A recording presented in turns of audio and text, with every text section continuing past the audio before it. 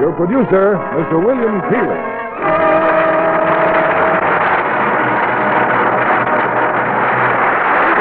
Greetings from Hollywood, ladies and gentlemen. A few moments ago, I finished my day's work out at Warner Brothers Studio, where I'm making a picture involving 3 babies, aged 1 month, 3 months, and 6 months. All of which I mention because I now have a slight idea of what the husband and wife in tonight's play must have thought when they decided to have 12 children.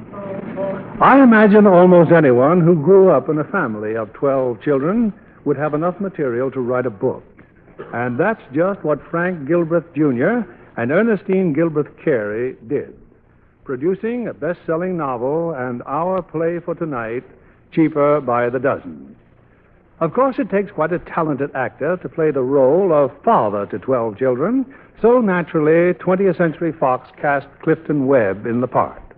And we, too, are delighted to star the very sophisticated Mr. Webb in this charming family story tonight. As you will discover in our play, it takes efficiency and careful management to rear a dozen children. And, of course, we recommend Lux Flakes. And now you'll discover Lux Flakes are even more wonderful when you try the new Lux with color freshener. Now the curtain rises on Cheaper by the Dozen, starring Clifton Webb as Frank Gilbreth.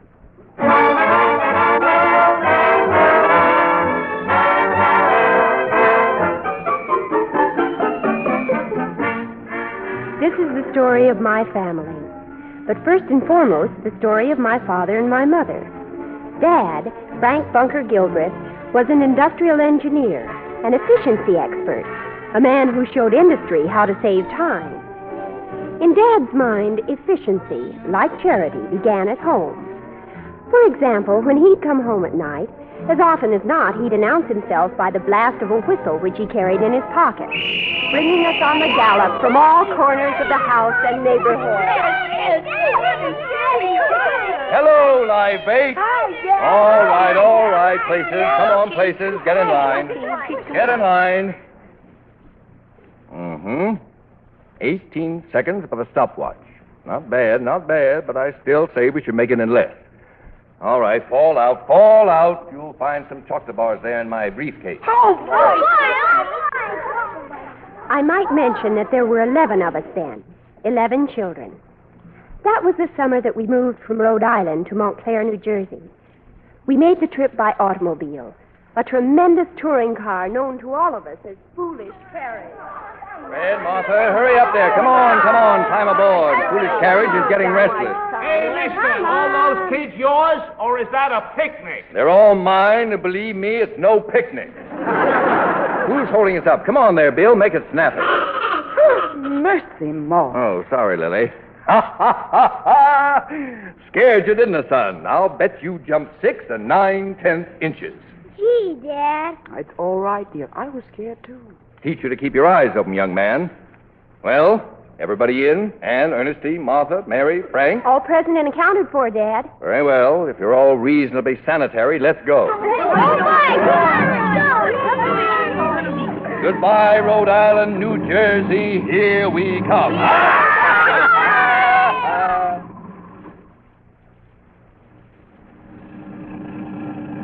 We were all quite accustomed to being an object of considerable curiosity to strangers. But Dad always had an answer for those bold enough to assail his dignity. Hey, Noah! What are you doing with that cork? Collecting animals like the good Lord told me, brother. All I need now is a jackass. Hop in. All right, come on, kids. Let's have a song. I'll start it. When you wore a tulip, a big yellow tulip, and I wore a big red rose.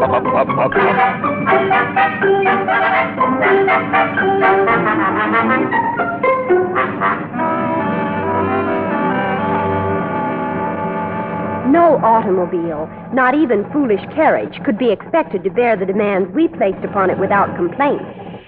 We were well out in the country when the radiator started steaming like a volcano. Oh, we that fan bill again. Excuse me, Lily. I'll have to get out. Frank, it's not going to blow up again, is it? No, of course not. It won't take a minute to fix it. Now, incidentally, now's a good time if any of you kids want to go see Mrs. Murphy. Well, how about it? All right. But remember, this is your last chance. I can't understand why a good car like this should keep acting up. Not one thing, it's another. Last week it was the carburetor. The week before that it was the fuel. Who did that? Who blew that horn? That was a good joke on you, Dad. Young man, there's a time and place for jokes and a time and place for spankings. Missy, Maud, Frank, I'll bet you jumped 6 9/10 inches. Oh. You're right, son. That was a good joke on me. By jingo, I'll bet I did jump 6 9/10 inches. Would have done better than that if I hadn't hit my head in the hood. Oh, these kids, Lily, these kids.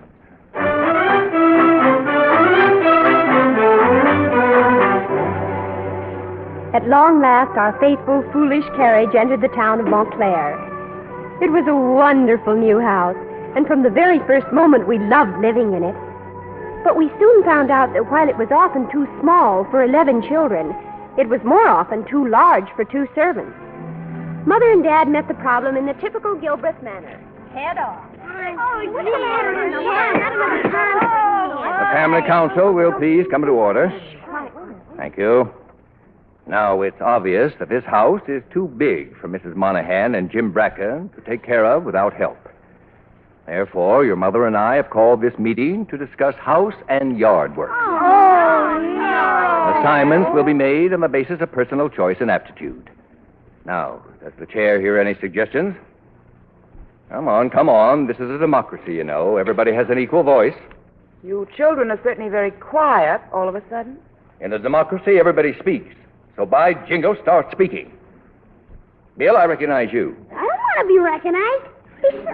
Besides, I think Mrs. Monahan and Jim Bracken ought to do the work. They get paid for it. Sit down. You're no longer recognized. But in a democracy... Mr. Chairman. Yes, Frank? Speak up, son. Well, I think you're right. Jim and Mrs. Monahan have too much work to do. Thank you. I move we hire more people to work for us. Second the motion. Yeah. We're all out of order. Sit down, and be quiet. The chair recognizes the assistant chairman. Well, of course, we could hire additional help. Yeah! Yes, if we did away with all desserts and weekly allowances, we might be able to afford a maid. Mm-hmm. And if we cut out movies, ice cream, and new clothes, we might be able to afford a helper for Jim, too. Do I hear a motion to that effect? Well, Bill, Frank, Ann? Oh, well, I move we allot the work. Splendid. Do I hear a second? Second the motion. All those in favor signify by... Aye. Motion carried. Now, that brings up a little matter of specific assignments. For instance, the back fence is badly in need of whitewashing. Now, do I hear any bids? Well, speak up if you want to earn a little extra spending money. Yes, Bill? I'll bid $10. You must think this is a government project. Do I hear any reasonable bids? I bid 47 cents. 47 cents? Please let me do it, Daddy. But tell me, Lillian, how did you happen to hit upon 47 cents? I've been saving for a new pair of roller skates, and that's how much more I need. But you're going to get skates for your birthday. Hey. Oh, I'm sorry, Lily. I wasn't supposed to let that out of the bag. Oh, Daddy, that's wonderful. Thank you. Oh, Thank besides, you. that's too big a job for a little girl like you. Frank, here's your chance. What do you bid? Within reason. Oh, well, $2.50, I guess. Good. You got yourself a contract. Now, is there any more business? I think this family ought to buy a dog. Yeah, Daddy. Out of order. Meeting adjourned. But he always said was... Dog. And in a democracy... Sorry, motion shelved to the next meeting. Oh, well, come on.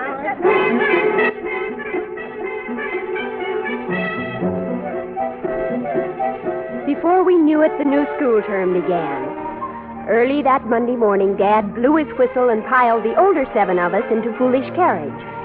10 minutes later, we stood outside the school building. Well, here we are, children. Come on now. I know you're very eager to get registered, so in you go. Come on, quickly now. Hurry up. Let's go. But, Dad, not all of us. Certainly all of you. You want us to make an impression, don't you? But this isn't our school. Ernestine and I are going to high school. We'll take care of that later. I want to show these people first what a real family looks like. But, Daddy, Well, it's so embarrassing. A person with inner dignity is never embarrassed. Besides, visits like this get results. Only wish I had time to go home for your mother and the babies. I will, too, unless you get a move on. Honestly, Dad, you have more gall. Somebody in this family has to show a little spunk.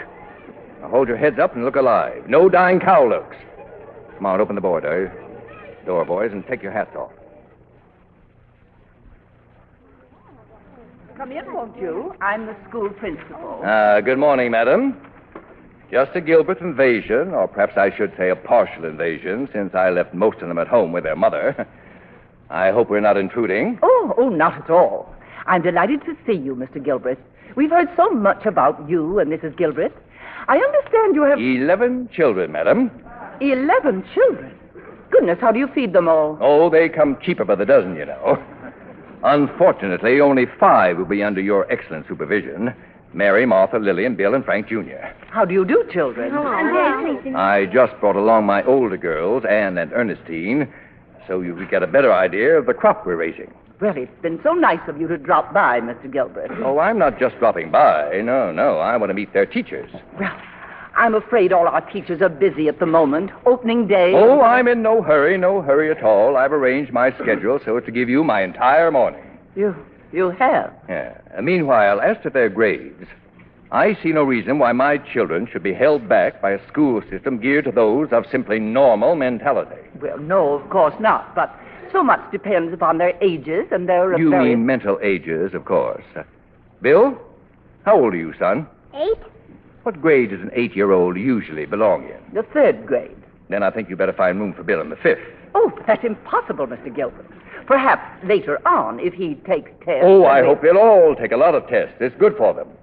Meanwhile, to illustrate my point, Frank, what's 46 times 83? 3,818. Lillian, 19 times 91. 1,729. Bill, 52 times 52. 2,704. Good gracious. Now, would you care to suggest any large numbers, madam? I'll take your word for it, Mr. Gilbert. I'll see what I can do. As usual, Dad won his point, and opening day or not, the principal sent for the teachers. While we were waiting, Dad lost no opportunity to impress her with our brilliance. And now you may be interested to hear something of the home training program their mother and I have worked out for the children. Oh, yes, indeed. I understand Mrs. Gilbert is quite a celebrated psychologist and consultant herself. She is indeed, madam, to say nothing of her obvious prowess as a wife and mother. Now then, our home study program includes spelling games, geography quizzes, and languages. We're learning French and German from the phonograph. And Dad's even taught us how to take a scientific bath in the time it takes to play just one record. Really? A simple matter of coordination, madam, like any other physical effort. But how do you do it? Well, this seems hardly the time and place to... Oh, this sounds perfectly fascinating. Yeah, go on, Dad. Show her. Well, it's really very simple, madam. Now, if I may be seated on the floor by way of illustration. Oh, yes, yes. Thank you. Well, first you take the soap in your right hand, thusly, and apply it to the left shoulder, running it down the top of the left arm, up the inside of the left arm to the armpit. Then both ears, like this, both of them, madam. Not forgetting the back of the neck, then down the outside of the left leg, back up the inside of the left leg, then down the right leg and up. You will now observe that having reached my hip without lost motion, I quickly transfer the soap to the left hand, repeating the process on the right arm and right shoulder. This is followed by a couple of circular motions in the midsection and the back with some special attention to the feet. Then you slide under for a rinse and rise from the bathtub bathed. Why, that's wonderful. Yes, isn't it? But you appear to have callers, madam. What? Oh, come in, ladies. Our teachers, Mr. Gilbert. Mr. Gilbert was just showing me how to take a bath. Good morning, ladies. Good morning. Come on in. The water's fine.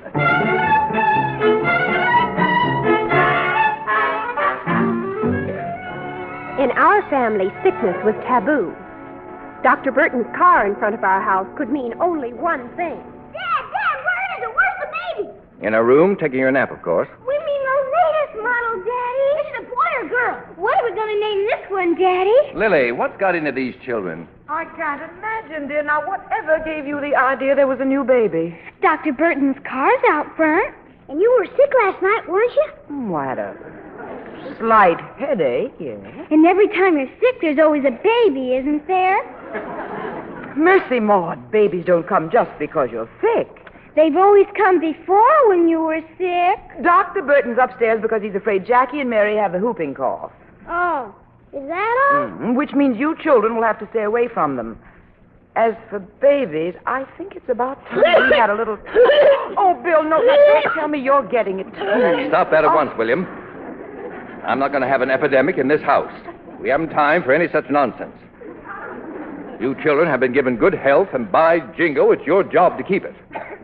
Yes, I think I better get him up to the doctor. Come along, dear Bill. Come along. Well, Lillian, we'll show them there's at least 2 in the house who won't get the whooping cough, won't we? You bet, Daddy. You and me, huh?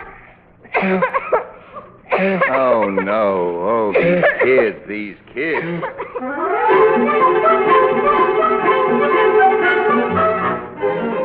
We all caught it, of course. And the upstairs took on the antiseptic aspects of a hospital ward, with Mother fluttering from bed to bed, full of love and reassurance.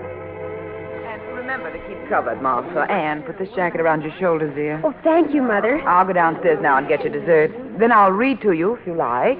May I come in? Oh, of course, dear. I won't disturb anything. It's all right. The children have missed you so.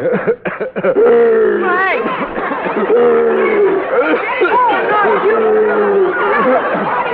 Back to your room. Children, back to your room. Dr. Burton. Oh, I'll be all right, Lily. I'll be all right, Lily. In heaven's name, what is it now? He's coughing too, Mr. Gilbreth. Oh, me, how did I ever get mixed up with this family? All right, let me hear you cough. Oh, there's nothing the matter with me. I was only joking. Huh? You were what? Well, it just wasn't any fun downstairs by myself, Lily. I wanted to be up here with the rest of the family. Very, very amusing. Oh, I give up. I'm sorry, Lily, but all that quiet down there makes me nervous. Really? Well, tell me, Doc, how are my Mongolians coming along? They'll live. In spite of you, you old veterinarian. Gilbreth, I'll say one thing for you. Your children don't get sick very often, but when they do, they certainly mess up the public health statistics of the state of New Jersey. How's that, Mr. Bones? Ordinarily, I have a couple of cases of whooping cough or measles a week. When I have to report 11 cases in a single day, they're liable to quarantine the whole town of Montclair and close every school in Essex County. Well, at least these are only light cases. Pioneer stuff, you know. Is that so? By the way, those kids have tonsils, really ugly ones. As soon as they're over this cough, they ought to come out. Nonsense. I've never had mine out. Well, maybe you should have. Let's have a look at them. No, you don't. No, you don't. My tonsils are sound as a dollar. Sit down and open that mouth. What's the point of all of this? If you've got to talk, say ah. I might have known. You're crazy. I've never been sick a day in my life. Well, then keep them if you want to. But the children's tonsils have got to come out. All but one. Martha's. What does that mean? Well, I'm thinking about their tonsils. Could we do it here in the house? What's wrong with the hospital? Nothing. But if we could rig up an operating room, I could take motion pictures and study what you doctors are doing wrong. Now, just a minute. Then I'd be able to show how you could eliminate a lot of waste motion and speed things up. Your methods may work out fine in factories, Gilbreth, but as far as a hospital... Lily, we're going to have the children's tonsils out. I made up my mind. Frank, do we have to? That's what this fellow here says. It's all right, Lily. I'm going to take movies. Of the operation? Certainly. There's no telling how many lives this sort of story will help save. Besides, if it makes you feel any better, I'll let this old butcher yank mine out, too. Well, now we're getting somewhere. Oh, Frank, don't you think we ought to... Don't stop him. Let him go ahead and cut his own throat. That's one part of the festivities I might even enjoy. Will you stop drooling? By jingle, this may make you famous, you old quack.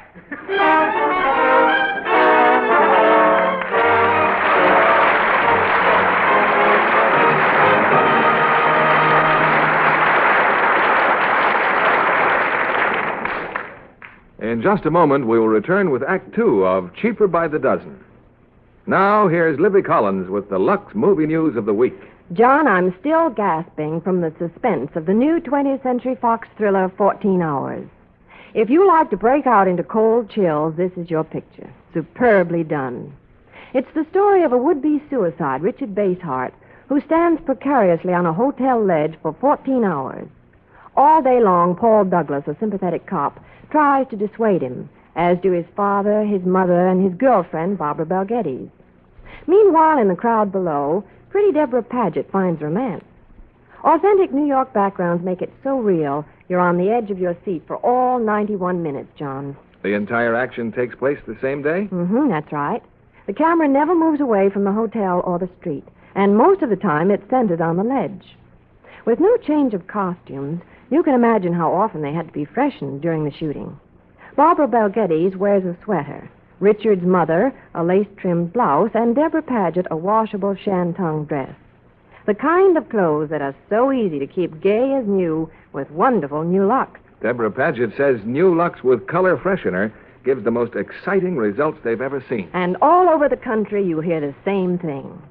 New Lux is pure magic for white things. Keeps them dazzling white. And for colors. Why, it's a real beauty bath for colors. Prints look more brilliant, all shades more sparkling than you ever dreamed possible. You simply can't imagine how much brighter and gayer your washables can stay until you try New Lux with color freshener. And it's mild and safe as ever. Get a big box of amazing New Lux tomorrow. Give your spring prints, your soft sweaters, your white blouses, your new cottons, all the washables in your wardrobe, that nice as new Lux look. Here's Mr. Keeley, our producer. Act 2 of Cheaper by the Dozen, starring Clifton Webb as Frank Gilbreth.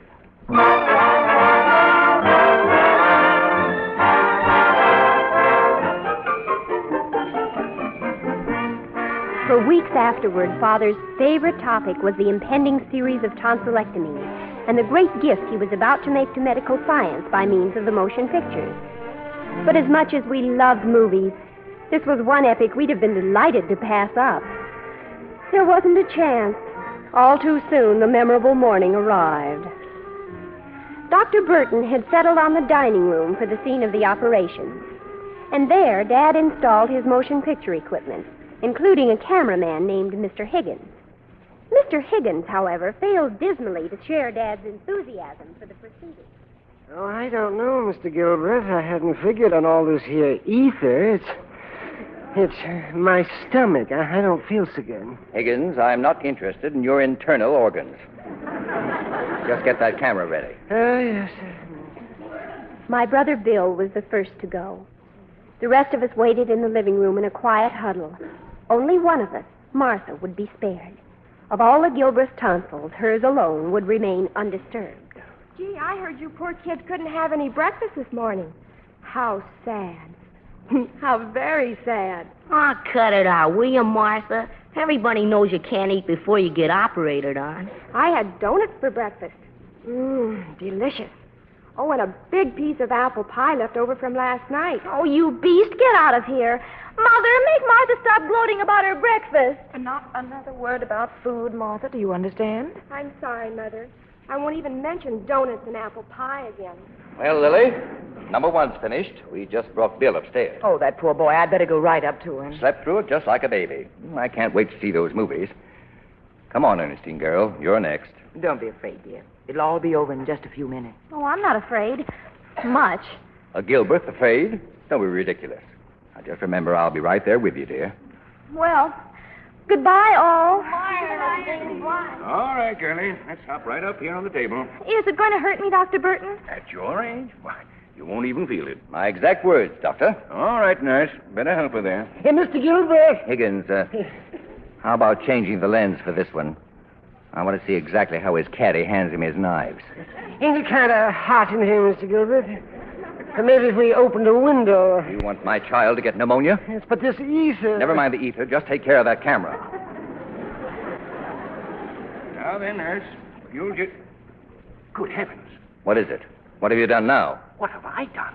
I told you I didn't want Martha. You haven't got Martha. That's Ernestine. You sure? Of course I'm sure, you jackass.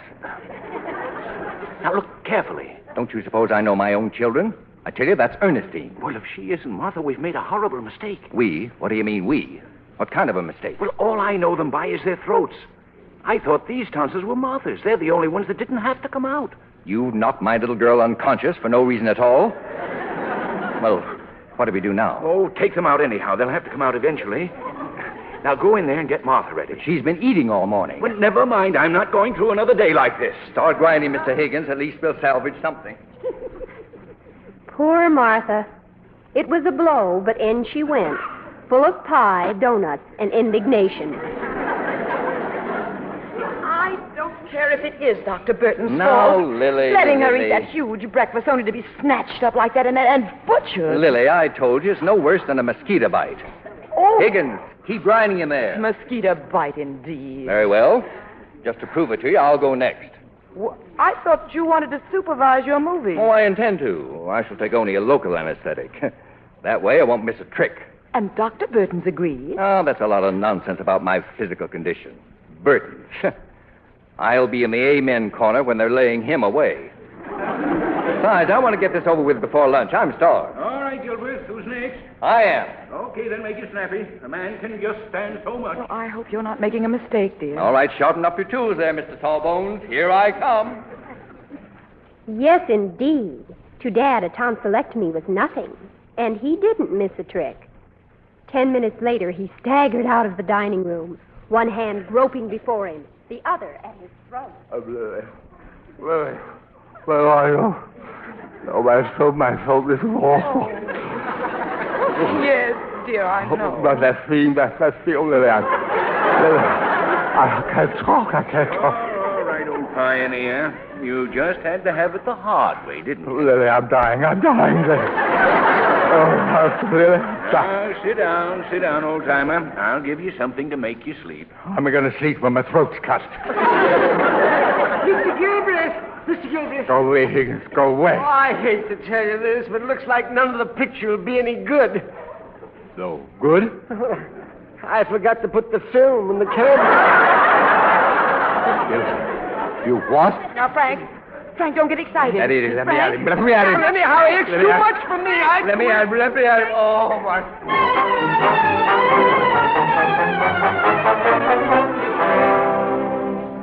From that day on, tonsils was a subject we just didn't talk about in front of Father. One afternoon, he came home early. We children were in the living room undergoing our weekly music lesson.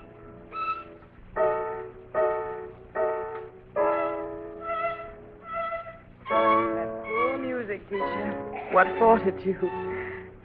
Well, dear? I had a letter today, Lily, from Dr. Blenheim. You remember him, Czechoslovakia? Frank, they want you to come. Well, it's not definite, but Blenheim thinks they'll ask me to speak at the International Management Conference in Prague. I knew they would. The best scientific minds in the world, Lily. Oh, and what an opportunity, darling, to have your methods recognized universally. Yes, it's what I've always hoped for. But if it hadn't been for you, Lily, your help. Will you tell the children tonight? You can tell them if you want to. I won't be here, dear. Won't be here. Have you forgotten? I have a date at the hospital. So soon? I'm afraid so. But I thought you were only joking about going to the hospital. After all, you never went to one before just to have a baby. Well, maybe I never thought about it before. Well, it's going to be awfully lonely around here without you, Lily. By the way, do you mind what it is? Well, I thought we'd already agreed it would be a boy. After all, we have 6 girls. But of course, anything you decide will be all right with me, Lily. Thank you, dear. Thank you, Lily.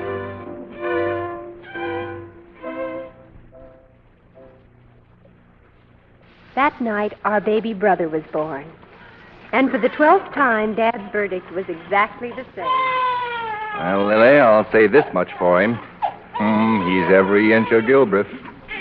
I'm glad you approve. Yes, I expect we'd better keep him, too. Look at you. What? You were the one who was so afraid he'd be the last of the Gilbreths. Well, I admit you had me worried there for a while, Lily.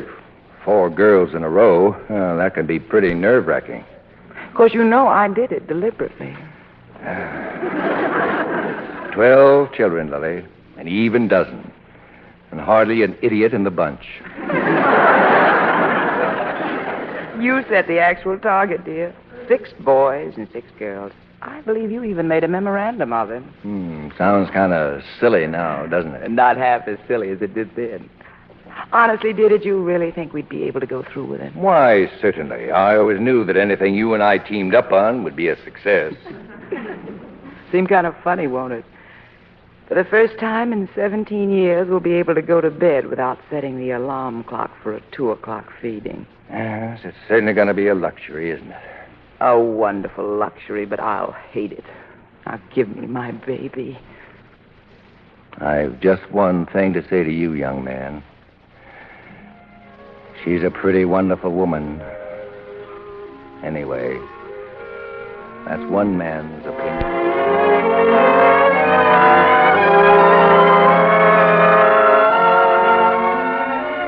Mother and our baby brother Robert came home, and it was home once again.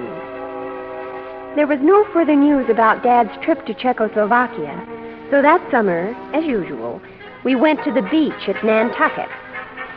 Dad had certain fixed ideas about the ocean, mainly that it was intended for bathing, regardless of the temperature. Come on, slowpokes. Hurry up. Last one in is Kaiser Bill. Oh, Mother, must we go in? It's freezing. You should know by now, Ernestine, how your father feels about the primitive life. Oh, well, Em, let's go in and get it over with. You'd think Dad invented this ocean. You'd think he... Ernestine, look. That's Tom. Tom Black from high school. Look, he's a lifeguard. But what's he doing here at Nantucket? Well, he has to keep in condition for swimming somewhere, doesn't he? Oh, but why did he have to pick this place? And he's playing a ukulele. And look at all those girls around him. Come on, let's stroll by and see what happens. I should say not. Well, we know him, don't we? We see him at school, don't we? Yes, we see him, but he doesn't even know we exist. Besides, here comes Dad. Everybody but Ernestine and me, we're just freaks. Freaks or not, you're not going down around here bare knees for all the boys to ogle. Not while I'm alive. Well, boys don't ogle when everybody dresses that way. Don't tell me what boys ogle. I was young once myself. Honestly, Dad, how do you ever expect us to be popular? Popular. That's all I hear. That's the magic word, isn't it? That's what's the matter with this generation. Nobody thinks about being smart or clever. No, sir. They just want to be popular. But, Dad, if you'd only be reasonable... For the last time, no. You may not roll your stockings on the beach. If other girls want to go to the devil, that's their business. But you're not going with them. Is that clear? It ought to be. We've heard it often enough. Now, look here. You want to get married someday, don't you? Well, nice girls don't marry men, and nice men don't marry girls who make themselves cheap. You may run around with them before they're married, but... Well... When they settle down, they want someone they can respect. Well, they certainly respect me. I'm the most respectable girl I know. Why, they respect me so much they don't even look at me. Me either. Well, that's too bad, isn't it? Now, come along and get some of that good salt water. That afternoon, I made up my mind to revolt. I'd start from the top down. I took a pair of scissors and bobbed my hair. Anne, your hair... Oh, what have you done? Oh, Ernestine, believe me. I didn't do it just for myself. I cut off my hair for you and Martha and Mary and Lillian and Jane. Because I know you'll never be emancipated until I pave the way. Oh, Anne. Otherwise, we'll all go to our graves old maids. Still wearing cootie garages over our ears. And long drawers. Oh, but Dad'll murder you. When are you going to show him? I'll be downstairs at dinner time. Now, hand me that comb and help me trim the ends. Oh, your hair, Anne. Your beautiful hair. I had picked the worst possible moment for my revolt. Of course, I didn't know it at the time, but Dad had already received one blow, one that really hurt. When I went down for dinner, he and Mother were alone on the porch. The cablegram, Lily, from Dr. Blenheim. It seems the management conference program is filled without me. Oh, Frank, really? Yes, Blenheim says he's still working on it, but not to count on it. I gather there's a general lack of interest. Well, there'll be other conferences, Frank. Don't be too disappointed. Yes, I guess I was counting on it too much, Lily. Well, let's go in and have dinner. There's only one thing I can count on. You and the children. The sweetest, the most obedient children who... Frank, what is it, dear? Who is that? Who is that creature in there? Anne, your hair. Anne Gilbreth, take off that ridiculous wig. It's not a wig. I've cut my hair. You what? You may kill me if you want to, but I've done it. I think it looks kind of snaky, Dad. Besides, it's ever so much more efficient. What? I'll bet she can fix her hair now in 15 seconds. Fix what hair? She hasn't any hair left to fix. Oh, Anne, how could you do this to yourself? To herself? How could she do it to an Airedale? Well, I won't have it. I want to grow 'em back, young lady, and I want to grow 'em back fast. I'm not going to grow it back. I don't care what anybody says. I'm sick of being afraid. Anne, come back here.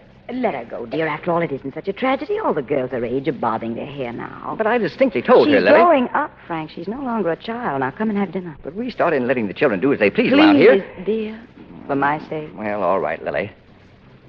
15 seconds, I wonder if Ernestine knows what she's talking about.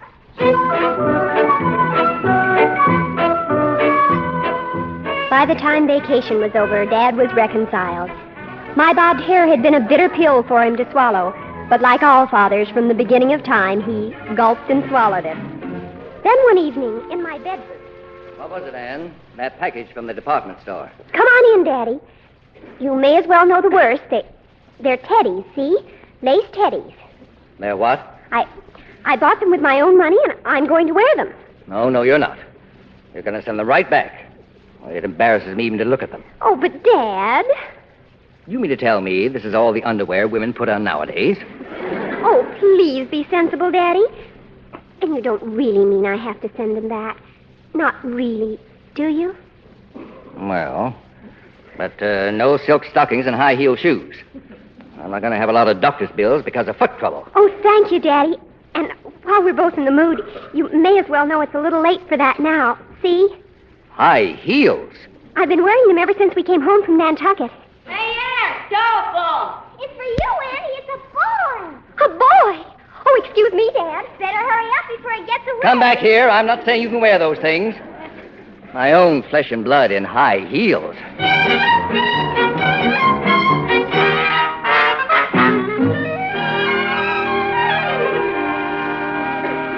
Well, dear, who was it? Who telephoned? Oh, Mother, I told you. I told you if I started dressing like other girls, everything would be all right. But who was it, dear? Joe Scales.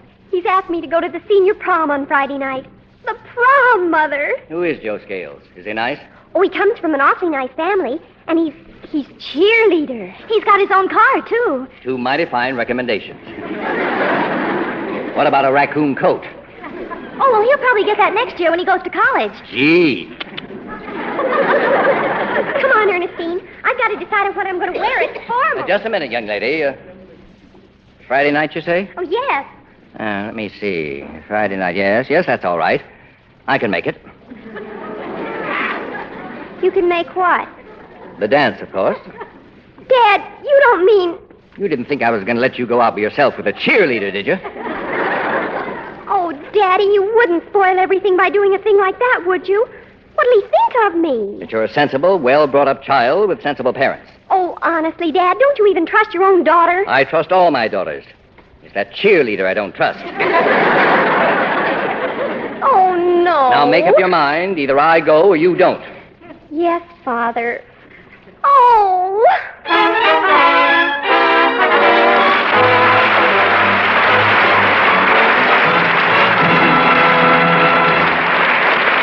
Before we return with Act 3 of Cheaper by the Dozen, I'd like you to meet our special guest, 18-year-old Ann Kimball, who is all testing shortly for 20th Century Fox. I understand you've already been in several pictures, Ann. When school didn't interfere, Mr. Keeley. And what are you doing now? Radio shows and studying dancing so I can entertain in USO shows. An excellent idea. You know, one of the most popular entertainers in camp shows is Danny Kaye with his specialty. You're talking to a Danny Kaye fan, Mr. Keeley. I collect his records and I never miss one of his pictures. Then be sure to see him in On the Riviera. He plays a dual role in a comedy of mistaken identity. The one Danny is an American entertainer who makes a hit with his dancing partner, Corinne Calvet. And the other Danny is a great French lover and millionaire manufacturer married to Jean Tierney. Jean Tierney is one of my favorites. She wears such gorgeous clothes. Indeed she does. You know, Ole Cassini designed her Technicolor wardrobe for On the Riviera with his usual flair. One of the wardrobe women at 20th Century Fox showed me the white satin and chiffon nightgown she wears in it. It was stunning. Did she tell you that it had been washed in Lux Flakes many times? Yes, she did, Mr. Kennedy, and I was amazed. I know Lux is wonderful, but this gown looked just as white as new. That's just one of the miracles new Lux with Color Freshener performs. In Technicolor, it's even more important that whites stay pure white. Colors look brilliant and gay. New Lux with color freshener keeps prints unbelievably sharp and clear. All colors vividly new. You can see why Jean Tierney insists on wonderful New Lux for her personal wardrobe, too. And so do I, Mr. Kennedy. I think it's terrific. Thank you, Ann Kimball. We're so glad you could come tonight. Good night, Mr. Kennedy. Ladies, why don't you get a big box of New Lux with color freshener tomorrow? Give your slips and nighties, all your personal things, that nicest new Lux look. We pause now for station identification. This is CBS, the Columbia Broadcasting System. And WDAM, the commercial news station in Danville, Illinois.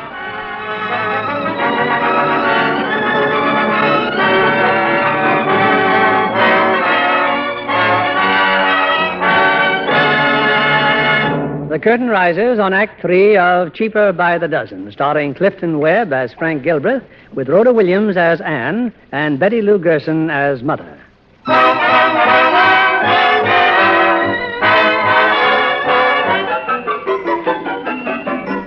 Friday night arrived, and so did Joe Scales.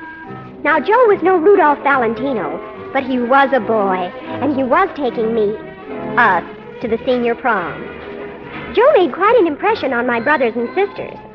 Rah, rah, rah! Rah, rah, rah! Monster High School! Rah, rah, rah! Hey, not bad at all. Hey, you kids ever see a William Tell tie? Yeah, Joe. Okay, now watch. You pull the bow, and it hits the apple. Get it? It hits the apple, the Adam's apple. Great Caesar's ghost, Lily. It's Joe College in the flesh. Oh, not so loud, dear. I think he's kind of cute. Cute?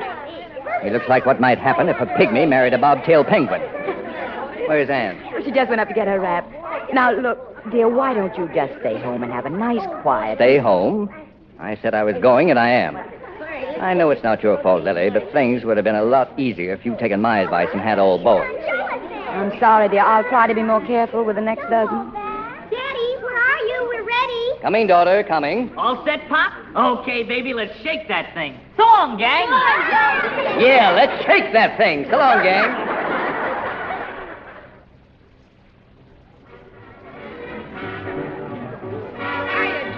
Hi, Ann. Oh, hello, Henry. Come on, Joe, the tickets. Oh, here. What held you up so long? Kind of early to start necking, ain't it? Ixnay. Huh? Oh, excuse me, sir.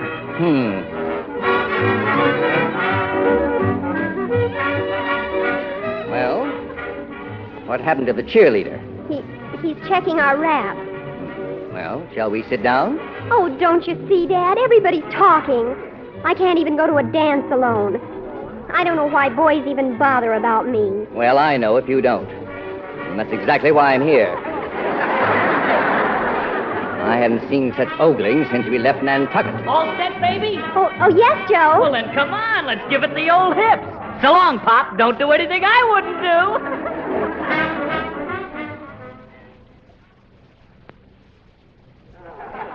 A little later on, when the orchestra was taking a rest, I ran into Debbie Lancaster. Debbie was a senior. She used lipstick and had plans of going on the stage. You know something, honey? I just gotta meet your daddy. I think he's the cutest man I ever saw. But he's kind of old-fashioned, Debbie. Then I'll just adore him, because I'm awfully old-fashioned myself. Maybe it's because I was born in Mississippi. You just gotta be old-fashioned to be born in Mississippi. Well, come on then. But be careful, won't you, Debbie? I mean about your perfume and lipstick and everything. Now, don't worry, honey. My daddy's the same way, always carrying on about me. But I notice he don't carry on when it's someone else's daughter.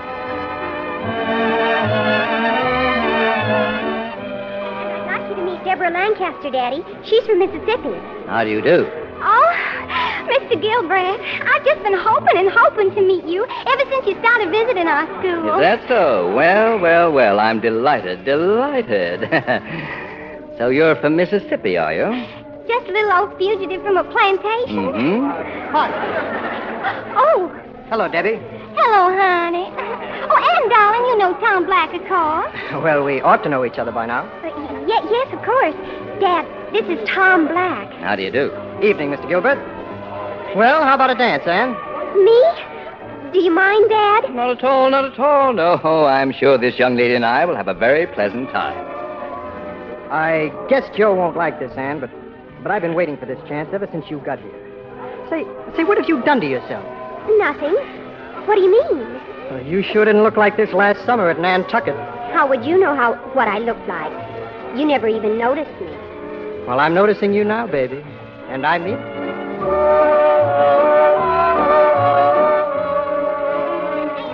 You've just been revolutionizing industry, honey. Oh, I mean, Mr. Gilbreth. Just saving millions of dollars in time and things. Oh, well, Jingo, that perfume smells good. Like it? The little boy at Yale sent it to me. But I mean, what does anybody want to save all that time for, Mr. Gilbreth? Well, maybe for one thing, so as to be able to sit here and talk to a pretty little lady like you. Why, I declare. And you're so good looking, too. Well, I wouldn't go so far as to say that. The other girls are just going to hate me if they don't get to meet you. Do you mind? Mind? Me mind? Why, no, not at all. Bring 'em over. Many as you like. Bring 'em on. Oh, thank you, sugar. Excuse me, Miss Gilbreth. Now, don't you go away, hear me? I'll be right back. Well. Say, your old man sure is swell, Ann. Believe me, if I ever have a daughter, I'm sure going to watch her, too.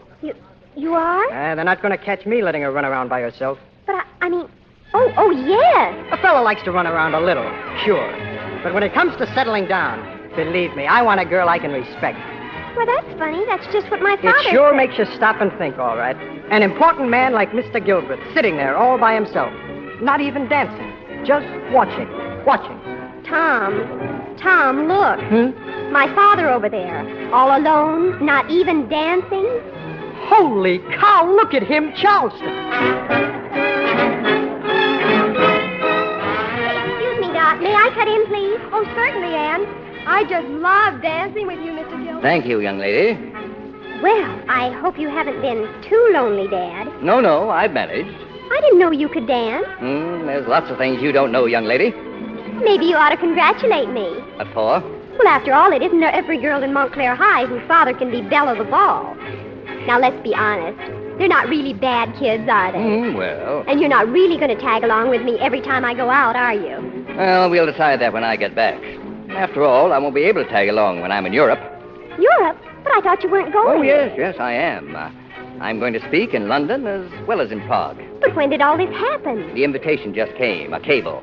Your mother sent Frank over with it not 5 minutes ago. Oh, Daddy, that's wonderful. Now, let's not get emotional. If you're going to toddle with me, young lady, by jingo, let's toddle.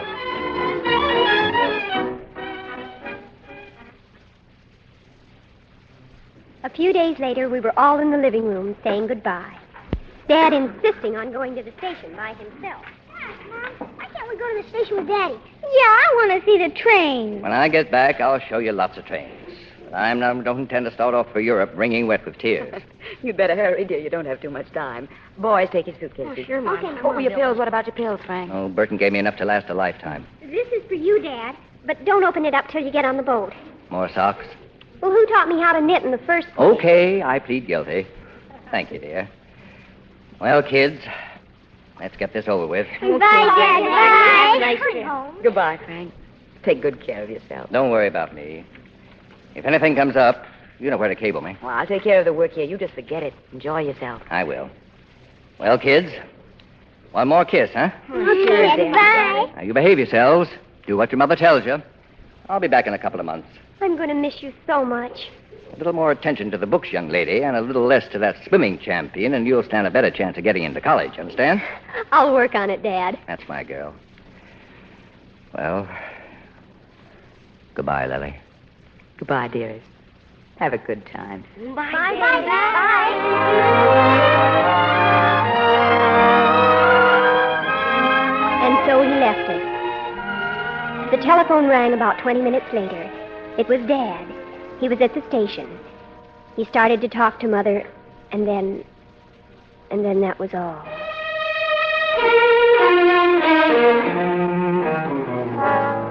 What happened is like a dream now, an evil dream. Mother rushing from the house, the neighbors finding my younger brothers and sisters and sending them home. Something had happened. He was dead. Our father was dead.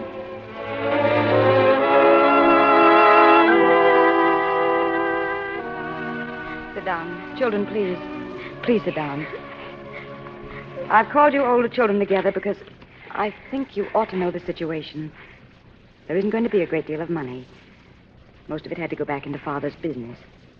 Anyway, I just telephoned Grandmother in California. She wants us to move out there and live with her. If it's a matter of money, Mother, I plan not to go to college anyway. I'll get a job. I don't want to go to college either. Please, wait until I've finished. There is an alternative, but it hinges on your being able to take care of yourselves. I can go on with Father's work, keep the office open. That would mean we could stay here if we live very simply. And if things should work out, then, Anne, you can go to college later on. Father wanted all of you to go to college. Oh, don't worry about that, Mother. Do you want to try? Can you run the house and look after things until I come back? Come back from where, Mother? I'm going to Europe. I'm going to give those speeches for Father. We all know how much they meant to him. I'm sure that's the way he'd want it. But as I say, the final decision is up to you. Oh, Mother, you don't have to ask us. You know we'll do anything as long as we can stay together. Thank you, dear. I knew that's the way you'd feel about it. Well, since I'm going to be planning the meals from now on, I guess I better get started. And I'll see that the house is kept nicely, Mother, just the way you like it. And I'll help her. We all will. We'll do the errands, won't we, Frank? And keep the yard clean and... You bet we will. Oh, you've got a bigger job than that, Frank.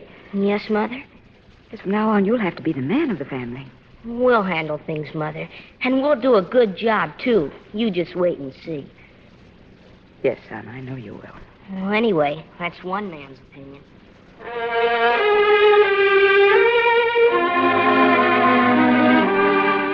Yes, Dad.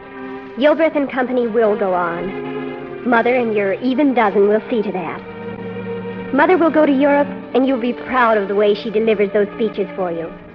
And she'll go right on, following in your footsteps, to become the foremost woman industrial engineer in the world, and by 1948, America's Woman of the Year. But wherever you are, Dad, somehow I'm sure you know that, and never doubted it for one moment.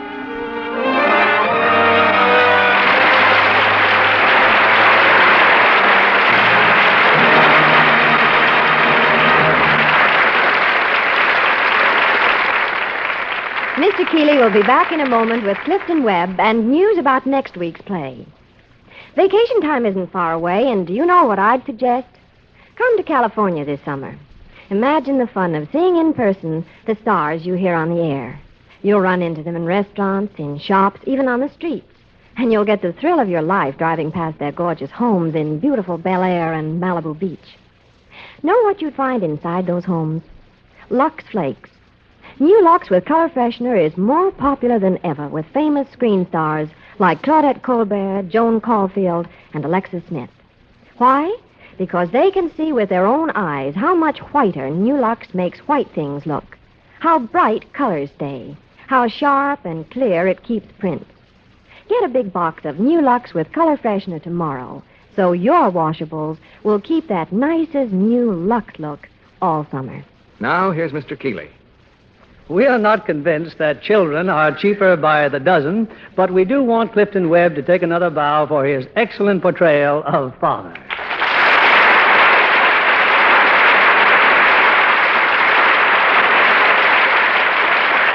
You know, Clifton, it's still difficult for me to think of Mr. Belvedere as anything but a bachelor. Well, I'm reverting to type again for my 20th Century Fox picture. My next one, Mr. Belvedere blows his whistle. Well, isn't that rather a childish accomplishment for the extremely competent Belvedere?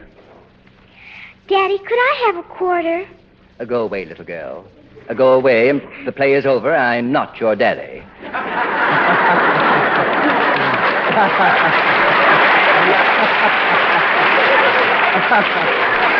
Now then, where was I? Yeah, you were telling us about your next picture. Oh, yes. Well, as a matter of fact, Mr. Belvedere is so extraordinary that his talents can only be released to the public a few at a time. In this picture, I shall sing magnificently. Yes, I'll bet the public will be surprised to discover how well you can sing. Daddy, could I please have a quarter? Will someone please give this child some Lux Flakes or something and send her home? Oh, you recommend Lux Flakes? Why, certainly. You forget I'm an efficiency expert. My household is a model of perfection, so naturally we use Lux Flakes. Daddy, could I please have a quarter? Little girl, what on earth do you want a quarter for?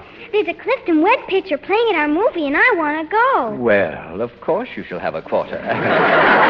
You dear, sweet child. Now, you run along. What an intelligent child and a fine judge of acting. And by the way, Bill, who are your actors, and what is to be next week's play? Well, everyone likes a love story, Clifton, so for next week we've chosen Brief Encounter. A tender romance of two people whose lives are completely changed through a chance meeting in a railway station.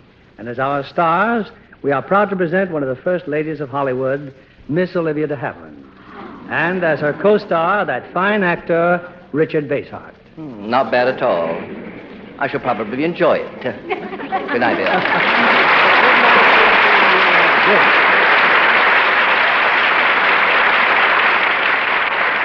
One of Hollywood's most popular stars is glamorous Dorothy Lamour.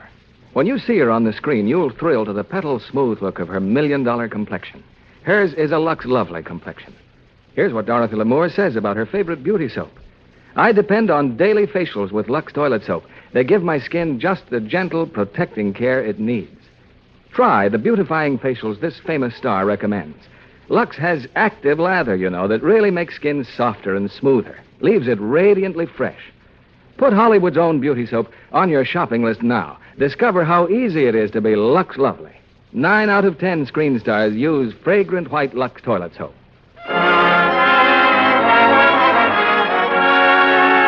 Lever Brothers Company, the makers of Lux Flakes, join me in inviting you to be with us again next Monday evening when the Lux Radio Theater presents Brief Encounter, starring Olivia de Havilland and Richard Basehart. This is William Keeley saying good night to you from Hollywood.